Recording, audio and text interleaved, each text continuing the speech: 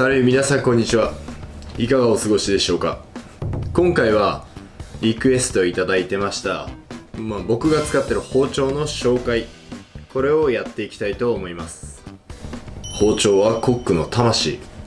クソ素人はやすやすと手にかけんじゃねえってサンジも言ってましたけど、それぐらい大切なものなので濃い内容で紹介していきたいと思います。それじゃあやっていきましょう。それで今ちょっとざっと並べたんですけど、これね、今僕が家にあるラインナップなんですけど、職場には大体これ同じぐらいの量別であるんで、ざっと倍ですね。ただちょっと職場のものは今持って帰ってこれないんで、家にあるもので紹介していきたいなって思います。じゃあまずはこれからいきますか。僕が一番動画撮影で使ってる包丁ですね。堺陶磁っていうブランドの筋引き、これを一番よく使いますね。これもう書いてあるんであれなんですけど、服部栄養専門学校っていう学校の卒業生っていうか、そこにいた学生さんだったらこれを必ず買わされるんで、絶対手にするんですけど、使いやすいんですよ。これ結構軽くて、で刃も立ちやすくて、研いだ時の刃のね立ちやすさもすごい立ちやすくて、で切れ味もね長持ちして万能だと思います。すごく使いやすい。で僕これ仕事ではね使わないんですけど、こういった、家用の包丁としてはもう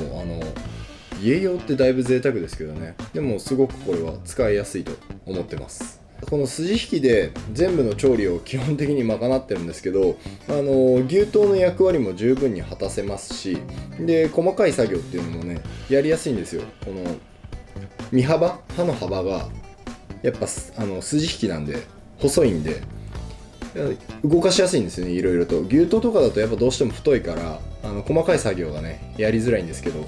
これは非常にやりやすいです。そんなこともあって重宝してます。で次はこれも同じく堺陶磁っていうブランドの牛刀です。この牛刀はあまりね僕使わないですね。この動画撮影の時はやっぱこう見た目がこの筋引きとこう比べてみると、やっぱ筋引きの方がねこうシャープでかっこいいんですよ。で好みの問題ですね。好みでやっぱこっちをよく使いますね。牛刀はスライスする時とかねすごく向いてるんですけど、玉ねぎのスライスとか。たださっき言ったように筋引きで十分に賄えちゃうので、そういった意味でもねこう出番が少ないですね。ただブランドとしてこの堺陶磁っていうブランドの良さっていうのは、さっき言ったようにすごく信頼できるものなので、使い勝手自体はねいいです。やっぱ握った時のグリップ感とか程よい重さですし、切れ味もしっかりしてるし、これはね持っておいてもいいんじゃないかなと思う一品ですね。で次はこのペティナイフ。このペティナイフも動画撮影の時に使います。でこれはね僕自分で買ったとかではないんですけど、一番最初の職場で眠ってたんですよね。先輩からこれ誰も使わないから誰のかも分かんないし、なんかお前持って帰れみたいな風に言われてその時なんでしょう、ペティナイフが1個しかなかったんでちょうどいいと思ってもらってきたんですけど、あと形もなんかかっこいいなと思って、このね顎の部分がなくて、でこれおそらくねフランスとかヨーロッパ製のものですよね。やっぱあっちのものって基本的にこの顎がねないんですよね。ないものが多い。で先端でよく作業するから刃先そっちに重視してる作りになってますね。でペティナイフであんまり顎使うこともないから、これはこれで非常に使い勝手がいいです。年季も入ってるし、動画では皮むいたりとか、あと細かい作業、筋引きじゃちょっとやりづらいって思ってる細かい作業とかはこれで賄ってます。で次に紹介するのが、正直一番僕がね気に入ってる包丁なんですけど、これ足刃物っていうブランドのものなんですよ。でこれはもう気に入りすぎててむしろ使ってないぐらいなんですけど、あともう研ぎすぎて刃がね全然なくなっちゃったんですよね。でこれはフランスに持ってきました。修行時代に。もう本当にこれがねすごく信頼できる包丁だったんで、でくくりとしては一応こうなんでしょう、ソウルナイフって言って舌ビラメをさばくようなちょっと柔らかいというか、まあ比較的ね柔らかいナイフなんですけど、でも非常に万能で、何でもねこれもね筋引きのくくりとして使ってたんですけど、まあ、長さもねすごくちょうどいいんですよ。これ長すぎずで細くてで刃も抜群に切れるんで今まあ買えないことはないんですけど、なんか注文すると2年とかかかっちゃうんですよね、これをわざわざ作るのに。それぐらいもうこれはなんでしょう、レアなものなんですけど、とにかくねこれが僕は好きで、もう今じゃやっぱもうフランスから帰ってきてからほとんどこれはなんかもうお守りのような感じになってて、あんまりね出番はないんですけど、やっぱ使う時はねもうすごい切れますよ、抜群に。ただちょっと難点があって、やっぱ刃が若干こう柔らかいから繊細で、すぐね切れ味があんまり長持ちしないっていうところはやっぱちょっとあって、だからこう研ぎすぎて刃がなくなってきちゃったんですけど、でもこれは、ね、本当に超お気に入りで、アシハモさんはこれ自体の製造はもうやってないんですけど、なんか別のねブランドのものをやってて、銀貨って読むのかな、あれ銀の香りって書いて、そのシリーズで多分同じような包丁作ってるんで、興味あればねぜひ調べてみてください。僕もねこれ本当にいつか使えなくなっちゃったらそっちに移行しようかなって思うぐらい超好きなブランドです。で次はフランスで買った包丁シリーズになります。まずこの絵が木でできてる、これサバティエっていうブランドのものです。それのペティナイフ、ちょっとペティにしては比較的大きいんですけど、まあ使いやすいかどうかで言ったら使いづらいです。なんでかっていうと、やっぱもうね日本の包丁がすごすぎるんですよ。作りだったりやっぱもう丁寧なんですよね、作り方が。でよく切れるようになってるし、やっぱそれと比べちゃうともう武骨で刃も太いし、ただ頑丈っていう部分はありますけど、でもやっぱりね比べちゃうとねっていうところですね。ただ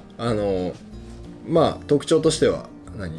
顎ここがやっぱりなくて、日本のものとは違って、ただ結構使いましたね。かっこよかったから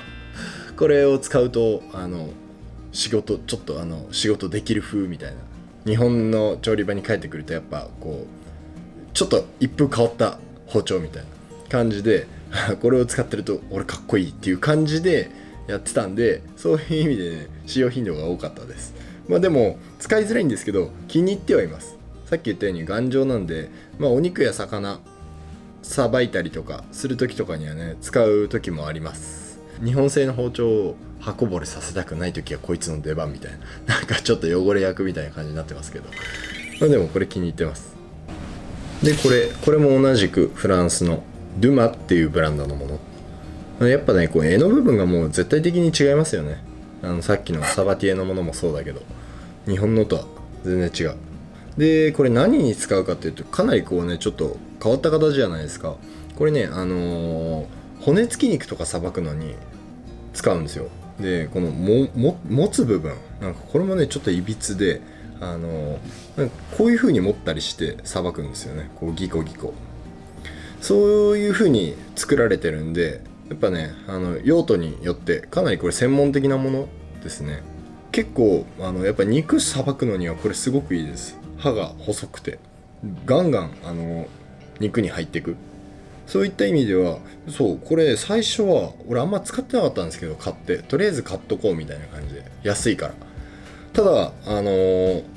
とある時に使い始めたらなんかすごい使いやすくて、それ以降は肉さばく時とか結構これ使いますね。塊の肉とか大きい状態でドーンってきた肉とかこれ使います。で最後は三つ星っていうブランドの包丁になります。三つ星ってミシュランとかとは全く関係がないとは思うんですけど、三つ星っていう名前のブランドですね。でこれモニタリングを頼まれて使ってその後感想を聞かせてくださいみたいな感じで渡されたもので、なごみっていうシリーズ三つ星っていうブランドのなごみっていうシリーズになります。それの筋引き、結構ね長いですね。これ29センチぐらいかな、27か9か、それぐらいありますね。僕ね、それまでこの三つ星さんのブランドのものって使ったことなくて、で存在もそんな知らなかったんですけどね、まずこういただいた時、そういただいたんですよ。結局その後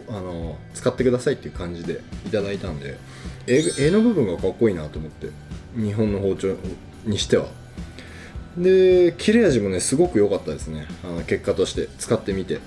でこれまで一回も研いではいないんですけど、渡された状態のままでなんかすごい硬いなんかかぼちゃとかなんかそれとかが結構スイスイ入ってったんで、それちょっとびっくりしましたね。でまあその後自分で研いでいったらどうなるのかはまた別なんですけど、最初のこうファーストコンタクトというか、なんかそれはすごく良かったです。感想をね素直にその時は伝えたんですけど、先方にこれね僕からするとちょっと長すぎるんですよ。27センチって長い、まあ、僕が使うんであれば24センチか21センチぐらいのがやっぱ一番いいっていう話を伝えて、でこのねブランドはまだそういうそのセンチのものがねないらしいんですよね。でまあ参考にさせていただきますということで、なんか今度作りますみたいなこと言ってたんですけど、まあ、本当に作るかどうかちょっと分かんないですけどね、作ったらまたぜひ使ってみたいなって思います。ただ使いやすいです。切れ味はすごくいい。はい、そんな感じで今ある家の包丁のラインナップの紹介だったんですけども、まあ結論から言うと、料理をやるんであればどんな包丁が一番ベストかっていうことに関しては、まあ、これは本当人それぞれなんで、あくまで一つの、個人的な意見として捉えてもらえたらいいと思うんですけど、僕だったらペティナイフとあと筋引きです。僕は牛刀ではないですね。筋引き完全に。でサイズは、まあ、家のまな板にもちろんよるんですけど、21センチのもの、これ27なんでだいぶでかいんですよ。だからつまり今僕はだいぶ取り回しが面倒なことをやってるんですけど、21センチぐらいのものの筋引き、これがあればすごくいいと思います。三徳包丁がいいっていう人はもちろんそれでもいいと思いますし、ただ三徳包丁僕はあんまり使わないんでね、やっぱ万能すぎてこう特徴がないっていうところが僕としては思うところなんで、まあそれプラス、まあ、牛刀かなっていう。ただまあ牛刀と筋引きどっちか選べって言われたらやっぱ筋引きです。でまあ包丁数あればいいってわけでもないんで、やっぱ少ないものでも大切に研いで使っていけば、やっぱりそれはねこうしっかりと応えてくれるし、であとは実際に僕が現場で使ってる包丁だったり小道具っていうのも一回持って帰ってきて、それをね紹介する動画っていうのもこれの第2弾的なシリーズでやっていけたらなって思います。あとはそうですね、包丁研ぐのも紹介動画としてやっていきたい。どうですか、見たいですかね皆さん。もしなんかリクエストとかそういうのもあれば、多ければ包丁研ぐっていうのもやっていきたいと思います。まあリクエストなくても勝手にやっちゃうんですけどね。それじゃあまた次回の動画でお会いしましょう。アビアント。